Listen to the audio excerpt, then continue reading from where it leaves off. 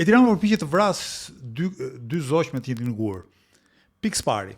Në moment që gjykata kushtetuese i jep drejt Erion Veliaj dhe thotë ti do jesh kryetar bashkie deri në vitin 2027, Rama ngre këtë pretendim dhe thotë, po mirë, a mundet të drejtoj dikush bashkin nga burgu? Jo, por nuk e shkarkojmë dot. Dhe meqenëse nuk e shkarkojmë dot, qytetarët kanë nevojë për qeverisje të mire kështu me radhë dhe i bie që Erion Veliaj ka drejtë që her pas here të kërkojë revizionimin e masës së sigurisë. Kështu që Erion Veliaj do shkojë në gjykatë herën tjetër dhe do thotë, meqenëse nuk më shkarkuan dot, për hatër të popullit dhe të qytetarëve kështu me radhë, më jepni lirinë. Edhe njëta gjë do të vlejë dhe për Belinda Ballukun, sepse Edi Rama po tregon që nuk ka ndërmend ta shkarkojë. Pra ndryshe nga Veliaj që si zyrtar i zgjedhur e ka më të vështirë nga ana kushtetuese, Belinda Ballukun ai me i firmë mund ta shkarkojë, është shumë e thjeshtë.